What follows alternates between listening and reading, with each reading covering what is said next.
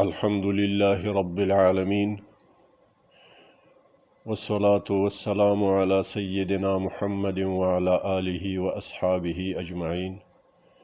أعوذ بالله من الشيطان الرجيم. بسم الله الرحمن الرحيم.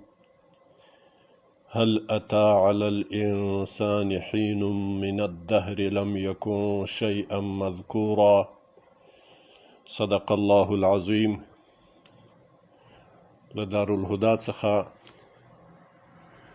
لصوت القرآن معزز برخوالو د قرآن عظیم شان 90 سپاره 76 سورت مبارک سورت دهر او سورت انسان په نامو باندې یادیږي. دا پیدا کوي لما سره په ترجمه کې شراکت وکړي.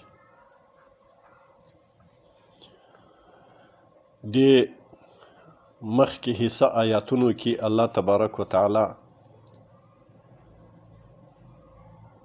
درې مقصده بیانوي. اول مقصد د انسان خلقت ته متوجه کوي چې تاسو اول خپل خلقت ته متوجه سي او بیا سي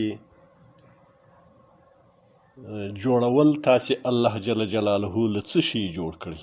یو وخت داسې و په تاسې باندې څه هېڅ هم نه واست او بیا چې کله الله یو څه جوړ کړي انسان یې جوړ کړي په دې جوړښت تاسې کې الله له داسې موادو تاسې جوړ کړي چې هغه ډېر بې قدره او بې قیمته مواد دي. له دغه هدف څخه د الله تبارک وتعالی حکمت دا ده چې انسان باید له تکبره او له لویي خالي وي. د انسان په وجود باندې هیڅ مرتب نه دي. که دا انسان یو وخت هیڅ نه و نو هم دا دنیا آباده وه، د الله نظام چلیدو، او که بیا نه وي بیا به هم دا دنیا آباده وي او د الله نظام به چلیږي.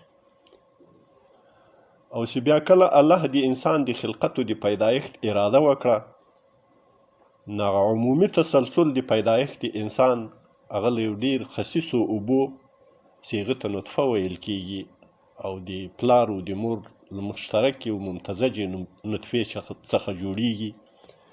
نو دا داسې له دوو خسیسو موادو څخه جوړ ده. بیا باید دکې د تکبر او د لویي هیڅ اثر پیدا نسی. لکه حضرت علی کرم الله وجهه فرمایي چې یو څوک د دوو بولو له ځایونو څخه پیدا یي، اول جوړښت هم د هغو بولو د ځایونو په یو ځایوالي کې سوی شروع سوی او بیا تولد هم بیرته بیا هم له هغه لارې څخه کیږي. نو فکیف له وصف تکبر، نو ده لره به د تکبر کومه وجه پیدا سي، څرنګه به دی تکبر کوي چې نه باید وکړي. دوم مقصد په دې آیاتونو کې الله تبارک وتعالی د انسان ابتلایي ژوند ته، د ابتلا وال زندگی ته، د امتحان زندگی ته اشاره فرمایي چې الله پاک هدر و عبسو او چټي نه ده پیدا کړی، بې پایدې نه ده پیدا کړی. انسان یې د یو عظیم مقصد دپاره پیدا کړی. د هغه دپاره د حق و د باطل دوه لارې الله را لېږلي. د هغه دوو لارو د معرفي دپاره الله پاک د پېژندګلوي دپاره الله وخت په وخت باندې سلسله د انبیاو شروع کړي، آسماني شریعتونه او قوانین راغلي، هغه لارې ورته معرفي کړي چې دغه حقه ده او دا باطله ده. نو باید انسان ځان د نورو حیواناتو په څیر باندې بې تفاوته ونه بولي. دی د هغو مقاصدو په امتیاز کې، په تمیز کې، په فرق کولو کې له عقله او له تدبره کار واخلي.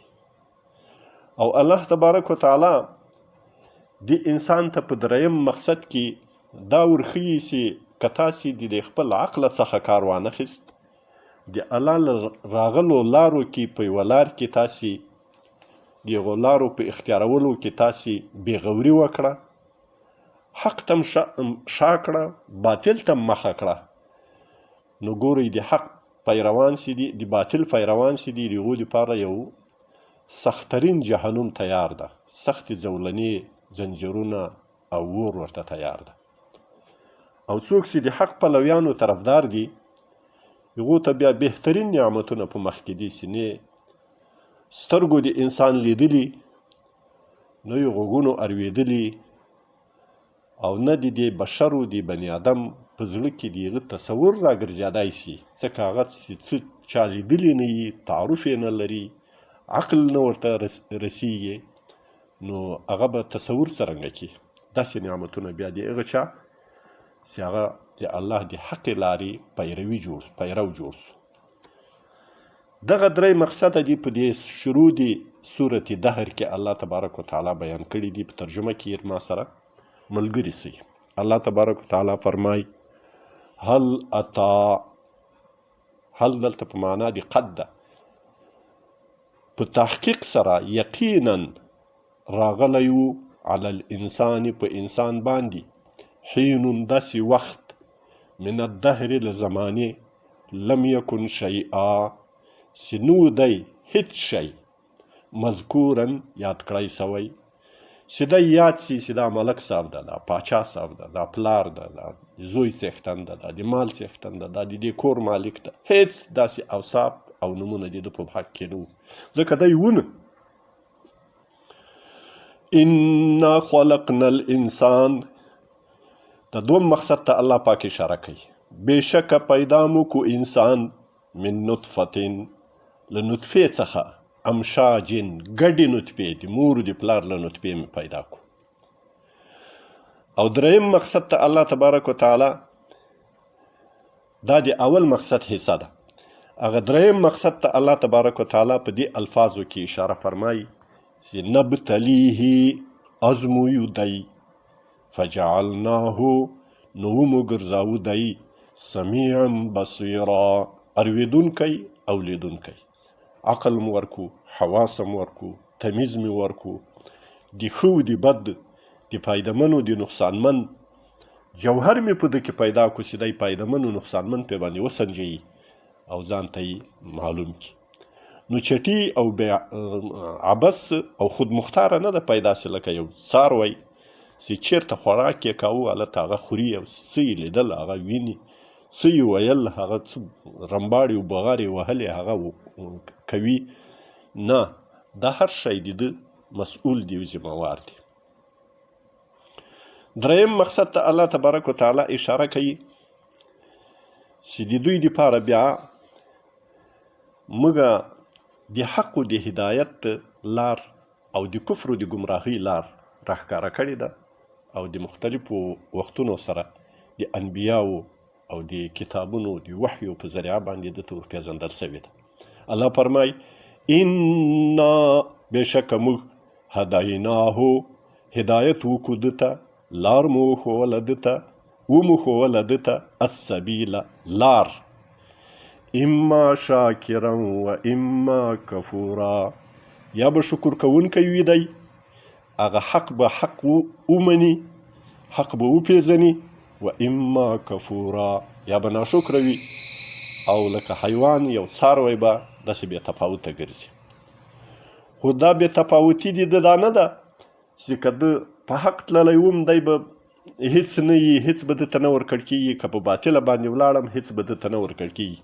الله پاک فرمای انا اعتدنا للکافرین، بېشکه تیار کړی مو د کافرانو ته، تیار کړي مو د کافرانو ته سلاسل زنجیرونه، و اغلالا او زولنې، و سعیرا او بل د جهنم اور، دا د ده په مخ کې دي. او بالمقابل که چېرته بیا شاکر انسان جوړ سو، حق یې وپېژند، د حق طرفداري یې وکړه، حق یې ومانه، نو الله تبارک وتعالی فرمایي ان الابرار، بېشکه نیکان، یشربون څکي، من کأس، له پیالو د شرابو، کان مزاجها کافورا سوي به مساله د هغه ګډوله د هغه مساله د هغه شرابو به کافور اوبه وي. دا د کافور څه ته وایي؟ الله پاک فرمایي عینا دا یوه چینه ده یشرب بها عباد الله څکي له هغې اوبو څخه بندگان مخلص بندگان د الله یفجرونها تفجیرا بیوي چیرته چې دوی غواړي هغه چینه په بیولو سره خپلو محلونو ته خپلو قصرونو ته به یې رارسوي. نو الله تبارک وتعالی د هغو دپاره بیا داسې نعمتونه آماده کړي دي او تیار کړي دي. الله تبارک وتعالی د موږ د حق تابع او د باطل څخه اجتناب کوونکي جوړ کړي. اقول قولي هذا استغفر الله لي ولكم ولجميع